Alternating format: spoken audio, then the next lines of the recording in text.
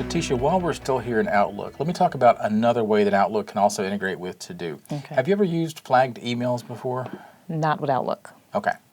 So this is something we teach in our email management course, or also in our Microsoft Outlook course.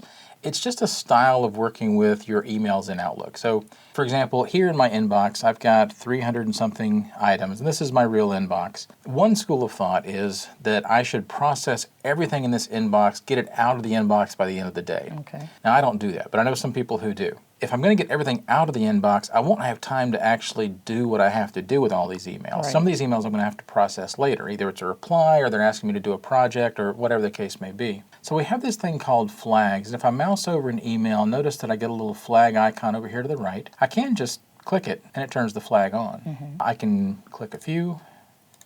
I can also choose, let me choose this Twilio one. Up here in the top in the ribbon, you can see I've got a follow-up flag, and I could drop this down and I've got different choices. The flag is actually saying, hey, you need to attend to this by a certain time. And the default flag is either today or no date. We'll set this one for, let's say, next week. So we get a different flag for that.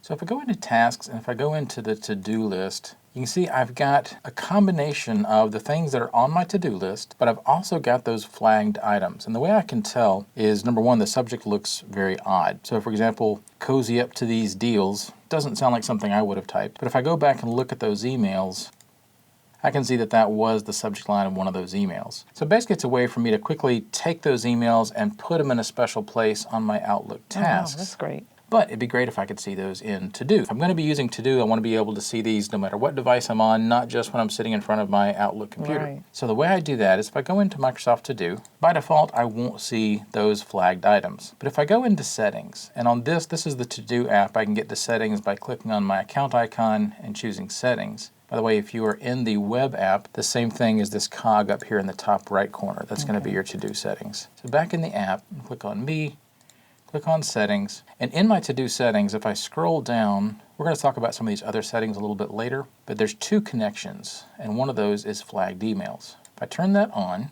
and then go back to To-Do, now I see a special list called Flagged Email.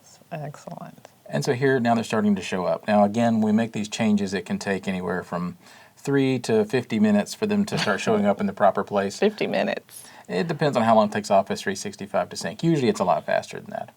But now, whenever I flag an email over in my inbox, so if I come over here, let's say I want to flag this Displays to Go email, even though it's an advertisement. So the subject is Your Favorite Collection Got Bigger and Brighter. Now if I go over to Microsoft To Do, it took a minute, but your favorite collection just got bigger and brighter. And the nice thing is, if I mark it as complete over here, so if I check this as complete and this as complete, now if I go back into Outlook, again, it'll take a few minutes to sync, but that flag will go away. Oh, wow. So those will be marked as complete. That's great. Some people will love this and depend on it. It'll be a part of their daily life. Some people will never touch this again. But it's important to know that it's there, and if you want to use it, it's a great tool to have. Yeah, that's a great tool.